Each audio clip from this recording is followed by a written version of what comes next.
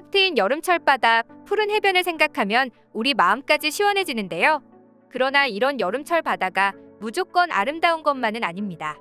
멀리서 보면 아름답지만 막상 물속으로 들어가면 어마어마한 골칫덩이가 가득한데요. 바로 해파리입니다. 해파리는 지구상에서 가장 오래된 생물 중 하나입니다. 공룡보다 훨씬 이전부터 존재해왔지만 공룡은 멸종한 반면 해파리는 전 세계 바다에서 빠르게 증식하고 있죠. 그저 흐물흐물 물에 휩쓸려 다닐 뿐 빠르지도 않고 공격성도 없어 보이는 해파리가 왜 가장 심각한 해양 포식자로 분류되고 있을까요? 그건 바로 해파리의 독성 때문인데요. 실제로 인천 을왕리 해수욕장에서 물놀이를 하던 8살 여자아이가 두 다리와 손에 해파리 독침을 맞고 인근 병원으로 이송되어 치료를 받았지만 4시간 30분 만에 사망한 사고도 있었죠. 거기에 얼마 전 미국 항공모함 로널드 레이건호는 원자로의 냉각권 고장으로 잠시 가동이 중단되는 사태가 발생했는데 조사 결과 해파리떼의 공격으로 냉각관을 막은 것이 원인으로 판명된 적도 있습니다. 이처럼 해파리에 의한 피해 사례는 갈수록 규모가 커지고 있는데요. 26일 로이터 통신은 지중해와 접한 이스라엘의 대표적인 관광지 하이파 해안의 수온이 상승하면서 홍해의 따뜻한 해역에 살던 해파리떼가 몰려왔다고 속보를 전했습니다. 해파리떼는 매년 7, 8월 해당 해안에 규칙적으로 나타나고 있지만 바다를 가득 메울 정도로 수백만 마리가 출몰한 것은 올해가 처음입니다. 이렇게 여름철이면 우리나라의 해안가를 공포의 현장으로 만드는 해파리는 중국에서 유입되는 것으로 알려져 있는데요. 매년 5월 동중국해에서 발생해 여름철에는 한국 해변까지 진출하고 이후 동해를 통해 빠져나가는 것으로 알려져 있습니다. 특히 노무라입깃 해파리가 큰 기승을 부리고 있는데 이 노무라입깃 해파리는 일본과 중국 사이의 바다가 주서식처이며 그 수는 200억 마리가 넘는다고 알려져 있습니다. 노무라입깃 해파리는 해파리 중에서도 가장 압도적인 크기인데요. 최대 지름은 2m, 무게는 200kg에 달합니다. 또한 독을 뿜어내는 촉수의 개수는 해파리 한 마리당 4천여 개가 넘어 아주 위험한 해파리로 손꼽히고 있습니다.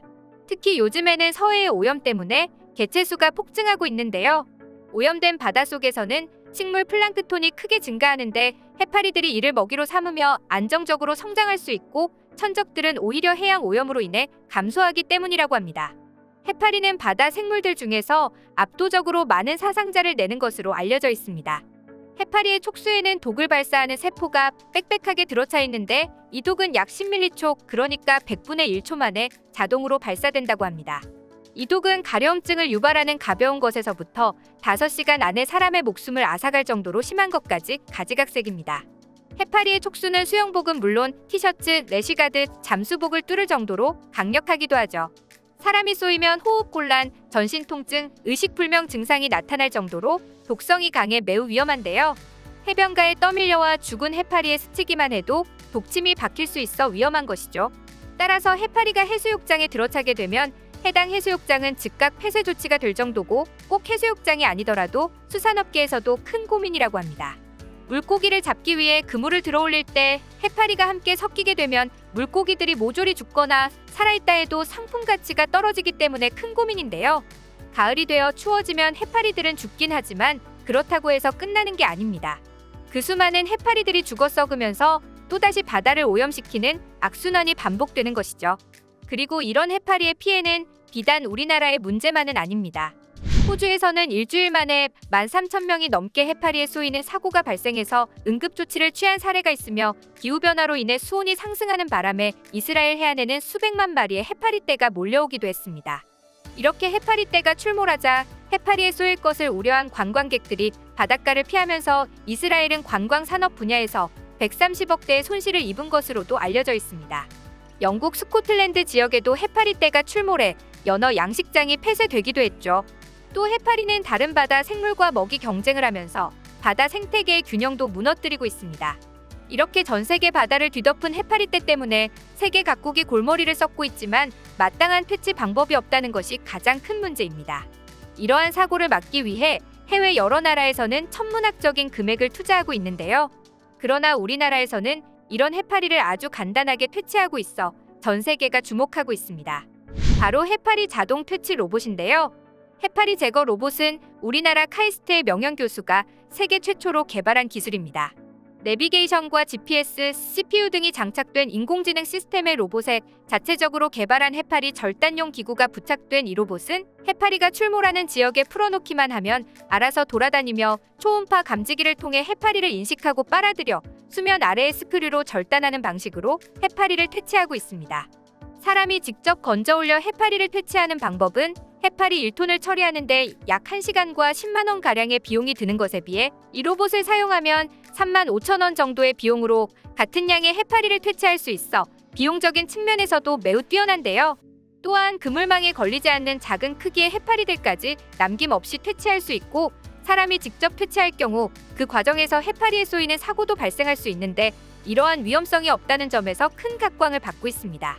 하지만 스크류의 지름이 작아 노무라입깃 해파리와 같은 대형 해파리는 물론 수심 1.5m 이상 아래에 있는 해파리는 퇴치가 되지 않는다는 문제가 있었는데요. 그래서 또 다른 방안은 바로 맛있는 먹거리로 재탄생시켜 먹어서 없애자는 것이었습니다. 정약전의 자산어부에 따르면 우리나라 조상들은 오래전부터 노무라입깃 해파리를 요리해 먹었다고 알려져 있습니다. 그런데 노무라입깃 해파리는 비린내가 심한 데다가 질기고 맛도 없어서 식용으로서의 가치는 떨어졌죠. 국립수산과학원은 이를 해결하기 위해 염장 처리를 통해 노무라입깃 해파리의 독성을 완전히 제거하는 가공법을 개발하는 데 성공했는데요. 염장 처리의 비린내를 없애고 육질을 부드럽게 한 노무라입깃 해파리는 해파리 장조림, 해파리 해물볶음, 해파리 파스타, 해파리 양갱 등 다양한 레시피로 개발되기도 했습니다. 그런데 해파리를 제외하고도 맛있는 해산물이 잔뜩 나는 한국에서는 해파리 음식은 몇 번 호기심으로나 먹어볼 뿐이지 그다지 인기가 없었습니다. 그래서 어촌은 다시 고민에 빠졌는데요. 그럼에도 불구하고 한국에서는 노무라입깃 해파리가 흔적도 없이 사라졌습니다.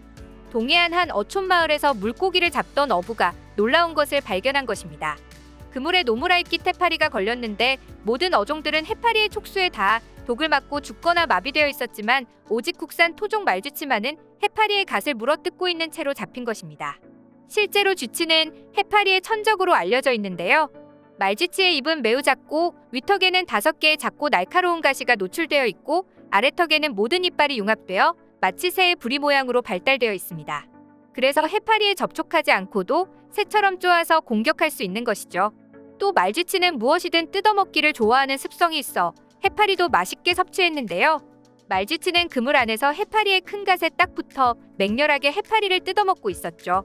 이를 신기하게 여긴 어촌 마을에서는 수조에 해파리와 말쥐치를 함께 넣는 실험을 진행했는데요. 놀랍게도 말쥐치는 밤새도록 해파리를 공격했고 아침이 됐을 때 수조 속에는 해파리의 부유물만 둥둥 떠다닐 뿐이었습니다. 말쥐치가 해파리 개체 수를 줄여줄 것을 확신하자 우리나라는 치어를 방류해 해파리 퇴치를 계획했고 그 계획이 성공한 것입니다.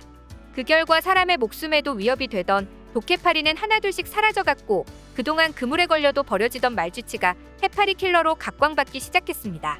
그 결과 남해안도 토종 말쥐치의 치어를 방류하며 우리나라의 해변을 지키기 위해 노력 중인데요. 토종 생물들이 떡하니 버티고 있는 이상 대한민국의 바다는 안전할 것이라는 걸 확신하며 오늘 내용은 이만 마치겠습니다.